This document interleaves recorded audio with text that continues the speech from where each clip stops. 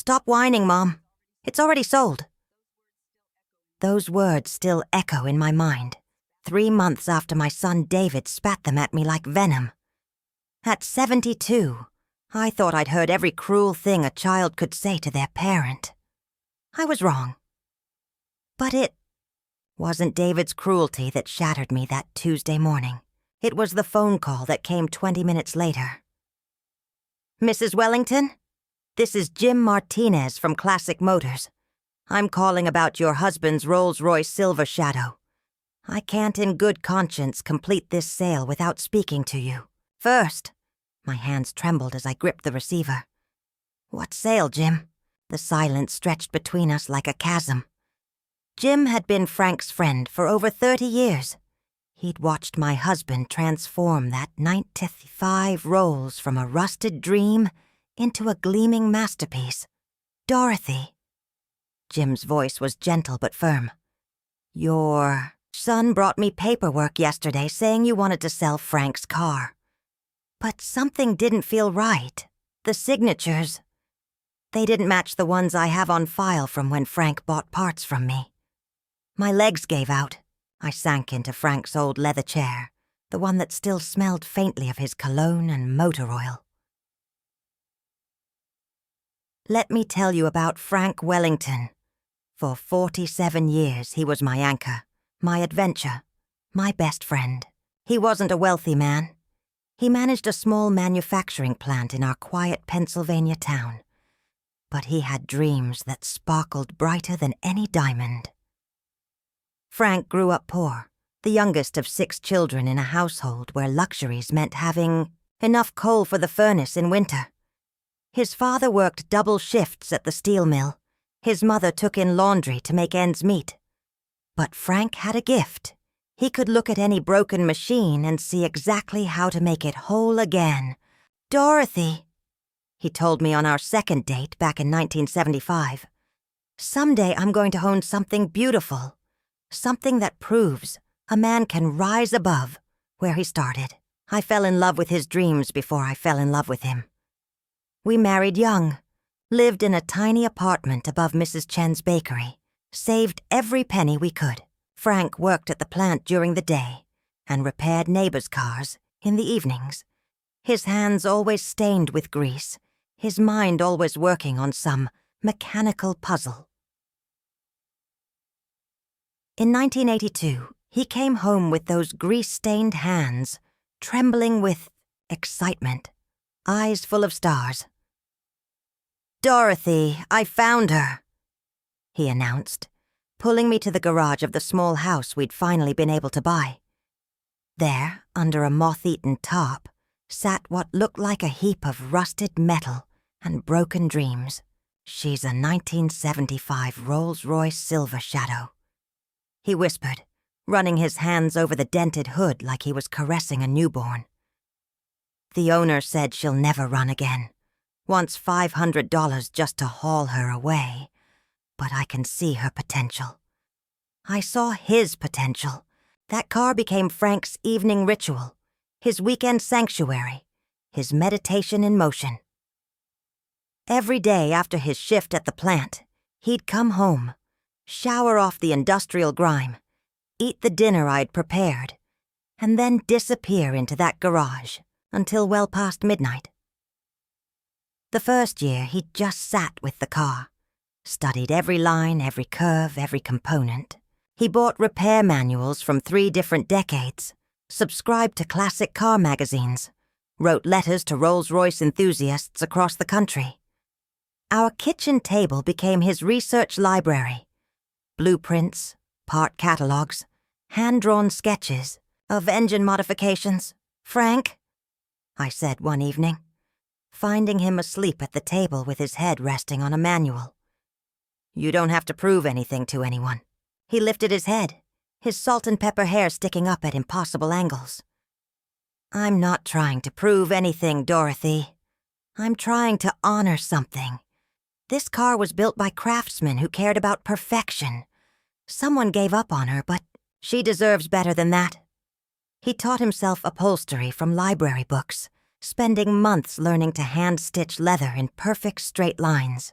He learned about engines that were older than our marriage, memorizing the names and functions of parts that cost more than we made in a month. He spent his lunch money on chrome polish and leather conditioner, bringing home samples of paint, colors that he'd test on hidden patches of metal. The second year, he began the disassembly.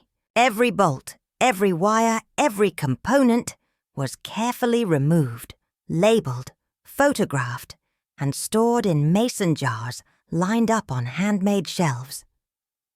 Our garage looked like a mechanical pharmacy, hundreds of glass containers holding the dreams of British engineers from decades past.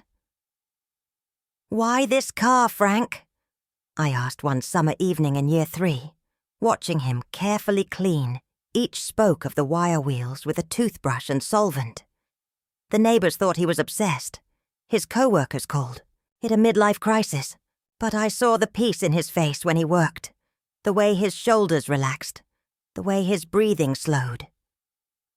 He looked up, his weathered hands still gentle on the metal. "Because she's like us, Dorothy. Everyone else sees something broken, something not worth saving. But I see what she could become with enough love and patience." The restoration became our shared language. I learned to distinguish between chrome and stainless steel, between original leather and reproduction. I held flashlights while he worked under the hood, fetched tools whose names I memorized like prayers. Torque wrench, feeler gauge, compression, tester year 4, the engine rebuild. Frank took that V8 apart like a surgeon, replacing gaskets and seals, rebuilding the carburetor, machining new parts when originals couldn't be found. I watched him work with the concentration of a monk illuminating, manuscripts, year 5 through 10, bodywork. Frank learned to weld, to sand, to apply primer in thin, perfect coats. We converted half our basement into a paint booth, hanging plastic sheeting and installing ventilation fans. The neighborhood cats learned to avoid our yard during painting. Days. Frank's perfectionism extended to keeping every surface dust-free.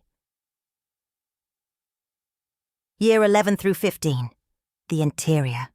Frank hand-stitched every seam of the cream leather seats, researching the exact pattern used in 1975, ordering hides from the same British tannery that had supplied the original manufacturer.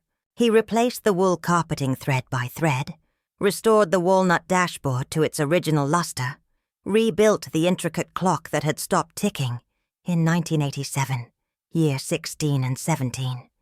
The details that separated restoration from resurrection.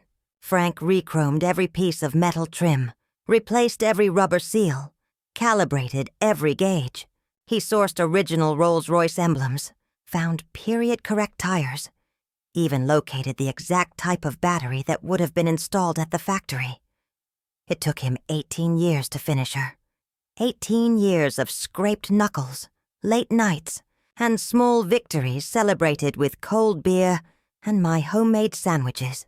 18 years of neighbors shaking their heads, co-workers making jokes, and Frank never wavering in his vision of perfection. The day he finally turned that key and heard the engine purr like a contented cat, we both cried. The sound was impossibly smooth, impossibly quiet, like silk being drawn across marble. The car wasn't just restored, she was reborn. Midnight blue paint that reflected clouds like a mirror, cream leather interior that smelled of luxury and craftsmanship, chrome that gleamed like captured starlight, every surface perfect, every mechanism calibrated to factory specifications. Frank had created something beautiful from something discarded. "She's not just a car," he told me on our first drive, his hands trembling slightly on the steering wheel. "She's proof that broken things can be made whole again. She's proof that a steelworker's son can create something worthy of kings." We drove through our neighborhood that day, windows down, the engine humming with mechanical satisfaction. Children stopped playing to stare. Adults paused their yard work to watch us pass. For 18 years, they'd seen Frank in that garage, covered in grease and surrounded by parts. Now they saw what he'd been working toward all along, a masterpiece of patience, skill, and unwavering love. After Frank passed last year, sudden heart attack, peaceful in his sleep, that Rolls became my cathedral of memories. I'd sit in the garage some evenings, running my hands over the steering wheel he'd gripped, breathing in the lingering scent of the leather he'd carefully conditioned. The first few months after the funeral were the hardest. Friends and neighbors brought casseroles and condolences, but eventually life moved on for everyone except me. The house felt cavernous without Frank's evening rituals. The sound of his tools in the garage, his satisfied sighs when a particularly stubborn restoration problem finally yielded to his patience. I found myself talking to him through the car. Silly, perhaps, but sitting in that driver's seat, surrounded by 18 years of his meticulous work, I could almost feel his presence. The walnut dashboard he'd hand-polished, the leather seats he'd stitched by moonlight, the chrome he'd buffed, to perfection. Every surface held his fingerprints, his dreams, his love. My children, David, 43, and his wife, Sarah, had different ideas about my grief. They visited dutifully every Sunday, bringing their forced smiles and uncomfortable silences. Sarah would eye the house with the calculating gaze of an appraiser, while David grew increasingly impatient with what he called my dwelling. "Mom, you can't keep living in the past," Sarah would say, her voice dripping with the kind of impatience reserved for stubborn children and elderly parents. "That old car is just taking up space, and frankly, this house is too big for one person. You should consider downsizing." "It's not old, it's classic," I'd correct her. "And it's not taking up space. It's keeping Frank's memory alive." David was blunter, having inherited none of his father's patience or gentleness. "Mom, it's a car. Dad's gone. Keeping his toys won't bring him back. And maintaining all this." He gestured dismissively at the house Frank and I had filled with 47 years of memories. "Is just impractical." But they weren't just dismissive. They were calculating. I began noticing things. Their whispered conversations that stopped when I entered rooms. The way they'd exchange meaningful glances over Sunday dinner. How they'd arrive together and then split up to help me with different tasks while speaking in hushed tones throughout the house. Found glossy travel brochures tucked between couch cushions. Luxury European river cruises. 5-star Italian villas. Exclusive wine tours through France. The images were intoxicating. Rolling Tuscan vineyards, pristine alpine lakes, medieval castles perched on emerald hills. "Planning a vacation?" I asked one evening, holding up a particularly expensive-looking pamphlet featuring a 15,000 per person cruise through the Greek islands. Sarah's cheeks flushed crimson. "Oh, just dreaming, you know. David's been working so hard at the accounting firm. His boss has been absolutely unreasonable with the overtime demands. We deserve a little getaway after everything we've been through." I noticed she didn't specify what they'd been through. Exactly.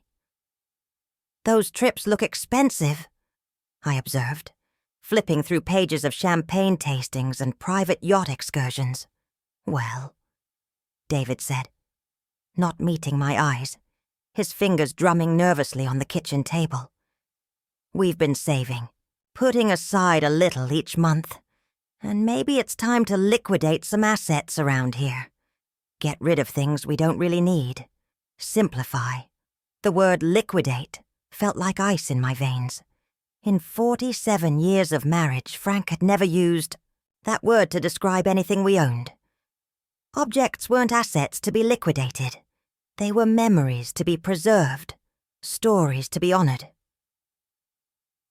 Over the following weeks, their behavior became more brazen. I'd find them measuring rooms, taking photographs of furniture, whispering about fair market value, and estate planning. Sarah began making comments about how much easier my life would be in a nice retirement community, where I wouldn't have to worry about maintaining all this space. I caught David in Frank's garage one afternoon, circling the Rolls-Royce like a shark, his phone in hand, apparently taking pictures from every angle. "What are you doing?" I asked. He startled, nearly dropping his phone. "Just documenting things, for insurance purposes, making sure everything's properly covered in case of theft or damage." But I saw the calculator app open on his screen, saw the way he quickly closed it when I approached. Their whispered phone calls became more frequent, their Sunday visits more purposeful. I heard fragments of conversations. Vintage market is hot right now. Classic car auction prices. She doesn't even drive it. The final straw came when I discovered Sarah in my bedroom, photographing my jewelry box, making notes on a small pad. "Sarah, what are you doing with my things?" She jumped, her face guilty as a child caught stealing cookies. "Oh, Dorothy, I thought maybe we should make sure you have proper insurance coverage on your valuables. You know, after Frank's passing, these things become so much more important to protect." But her notepad told a different story. I glimpsed columns of numbers, estimated values, a list titled Priority Items, with my grandmother's ring at the top. That night I lay in the bed Frank and I had shared for over 4 decades, staring at the ceiling and finally understanding. My children weren't concerned about my welfare or my grief. They were conducting an inventory. They were planning to sell my life piece by piece, starting with the thing that mattered most to Frank, his Rolls-Royce. The realization hit me like a physical blow. They saw me as an obstacle to their European vacation, an old woman clinging to junk while they deserved to live their dreams on Frank's legacy. I should have confronted them then. I should have asked direct questions, demanded honest answers. Instead, I did what Frank would have done. I watched, I listened, and I prepared for the storm I could feel, building on the horizon. I should have seen it coming. The morning I discovered the empty garage, I stood in that hollow space for what felt like hours. The oil stain on the concrete floor marked where Frank's masterpiece had lived. Dust motes danced in the shaft of sunlight that once illuminated midnight blue paint. My legs felt like water. My chest burned. This wasn't just theft. It was erasure. They had stolen 40 years of Frank's dreams, 18 years of his dedication, and every evening I'd spent in that garage talking to him through the silence. I found them in the kitchen, David thumbing through a stack of cash, while Sarah spread European maps across the table. "Where is it?" My voice was steady, though my hands shook. David didn't even look up. "Mom, we talked about this. The car was just sitting there, collecting dust. We got a great price. Enough for our anniversary trip and then some." "That car wasn't yours to sell?" Sarah rolled her eyes. "Technically, everything Frank owned is part of the estate. As his next of kin, David has every right. I'm his wife." "We're his wife," David corrected, finally looking at me with eyes I didn't recognize. "You're old, Mom. Stop clinging to junk. We need the money more than you need some rusty old car." I stared at this man I'd raised, this stranger wearing my son's face. It wasn't rusty. It was restored. It was perfect. It was your father's life work. It was a midlife crisis on wheels. He snapped, and now it's gone. We signed the papers this morning. The buyer's picking it up later today. That's when he said those words that would haunt me. "Stop whining, Mom. It's already sold." But 20 minutes later, Jim Martinez's call changed everything. "Dorothy, I've known your family for 30 years," Jim said when I arrived at his shop that afternoon. "Frank bought his first set of spark plugs from my father back in '85. When your son walked in here with those papers, something felt wrong." Jim spread the documents across his desk. Even to my untrained eye, the signatures looked shaky, uncertain. "These don't match Frank's signature from any of the transactions I have on file. And Dorothy, there's something else. The ownership papers your son provided. They're not the originals. Frank came in here 2 years ago and updated his registration, made some changes to how the title was held." My heart began to race. "What kind of changes?" "He added what's called a transfer on death clause. The car can't be sold without written consent from both surviving family members. That means you and David both have to sign. But there's more." Jim opened a filing cabinet and pulled out a manila envelope. "Frank left this with me. Said to give it to you if anything ever happened to him, and someone tried to sell the car without your permission." With trembling fingers, I opened the envelope. Inside was a letter in Frank's careful handwriting, along with several official-looking documents. "My dearest Dorothy, if you're reading this, someone is trying to take away our girl, the Rolls. I know how much she means to you, how she represents all the evenings we spent together, all the dreams we built in that garage. I've taken precautions. The car title includes safeguards that prevent anyone from selling her without your express written consent.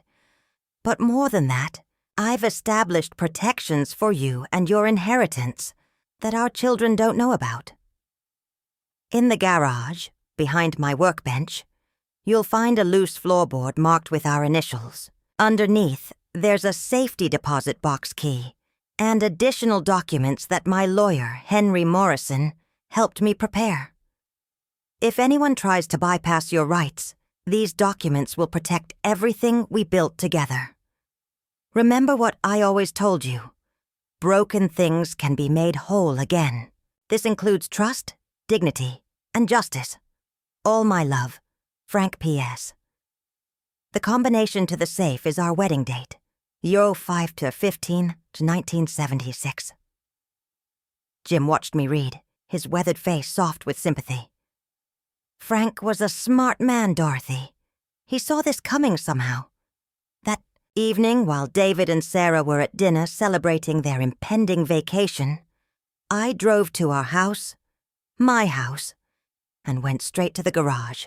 Behind Frank's workbench, exactly where his letter indicated, I found a floorboard marked with a small F+D carved into the wood. Underneath lay a small fireproof box containing a safety deposit box key, more legal documents, and a thick envelope, marked, 'For Dorothy's eyes only.' Inside that envelope was a revelation that took my breath away. Frank had been far more financially savvy than I'd ever realized. Over the years, he'd made careful investments, established trusts, and created legal protections that ensured our assets couldn't be touched without proper authorization. The documents showed accounts I'd never known existed. Life insurance policies that wouldn't mature for another 6 months, and most importantly, a detailed record of every financial transaction David had attempted to make using forged signatures. Over the past year, my husband had been protecting me from beyond the grave. The next morning I called Henry Morrison, the lawyer Frank had mentioned. Henry was a soft-spoken man in his 60s who'd handled Frank's affairs quietly and efficiently. "Mrs. Wellington," Henry said, "Frank was very concerned about protecting your interests. He came to me about 2 years ago, worried that your son might try to manipulate the estate after his passing. We established several safeguards. Henry explained that the Rolls-Royce sale was completely invalid, not just because of the forged signatures, but because the car was held in a specific trust that required my consent and his legal approval for any transfer. More than that, David's attempts to access other estate assets had triggered automatic fraud alerts that Henry had been quietly documenting. "What does this mean?" I asked.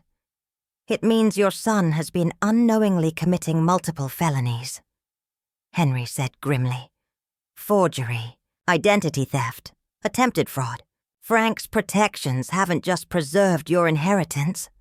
They've created an ironclad case against anyone trying to steal it." We also hired a private investigator named Rebecca Torres, a sharp woman who specialized in family financial fraud. Within 48 hours, Rebecca had uncovered a paper trail that painted a devastating picture of David and Sarah's desperation and greed. They'd been secretly struggling with debt for over a year, had taken out loans against expected inheritance, and had been systematically attempting to access Frank's accounts using forged documents. The European vacation wasn't a celebration. It was an escape plan funded by money they'd stolen from me. On Thursday morning, exactly 1 week after discovering the empty garage, I stood on my front porch with Henry Morrison, Jim Martinez, Rebecca, Torres, and 2 FBI agents who'd taken over the fraud case. David and Sarah emerged from the house with matching luggage sets, their faces flushed with excitement. They'd booked first-class tickets to Rome, reservations at 5-star hotels, and a month-long tour of European vineyards. Going somewhere? I asked. David's face fell when he saw our assembled group. Sarah dropped her jewelry case, sending necklaces scattering across the walkway. "Mom, what's going on?" David's voice cracked like a teenager's. Henry stepped forward, his voice calm and professional. "Mr. Wellington, you're being served with a restraining order preventing you from accessing any of your mother's or late father's assets. You're also being notified that the sale of the 1975 Rolls-Royce Silver Shadow has been declared invalid due to fraudulent documentation." Agent Martinez, no relation to Jim, added, "David Wellington, Sarah Wellington, you're both under arrest for conspiracy to commit fraud, identity theft, and forgery." I watched my son's face transform as the handcuffs clicked around his wrists. The arrogance, the dismissive cruelty, all of it crumbled into something small and frightened. "Mom," he whispered, "I can explain. We were desperate. The loans, the credit cards. We thought you wouldn't miss the money. You thought I was a foolish old woman clinging to junk," I finished for him. "You thought your father was too simple to protect what mattered." Sarah was crying, her designer sunglasses sliding down her nose. "Dorothy, please. We can work this out. We'll pay everything back, Will." "The car wasn't about money," I said quietly. "It was about love. It was about respect. It was about memory. You tried to steal all of that from me." As they were led to the police cars, David turned back one last time. "Mom, I'm sorry. I'm so sorry." I believed him. But some things, once broken, can't be made whole again. 3 hours later, Jim Martinez delivered the Rolls-Royce back to its home in the garage. As he backed her carefully into position, sunlight caught the midnight blue paint and made it shimmer like deep water. "She's exactly where she belongs," Jim said, running his hand along the chrome bumper. "Frank would be proud." That evening, I sat in the driver's seat of Frank's masterpiece, my hands resting on the steering wheel he'd rebuilt 3 times until it was perfect. The leather still smelled faintly of the conditioner he'd applied every month. The dashboard still gleamed. From his careful polishing, I could almost hear his voice. Broken things can be made whole again. Some things, I thought, Some things can be made whole again. But Frank had been wrong about one thing. The car wasn't like us. Something broken that could be restored with enough love and patience. The car had been his love made manifest, his patience transformed into beauty, his dreams given form. David and Sarah were broken now, their trust shattered, their futures uncertain.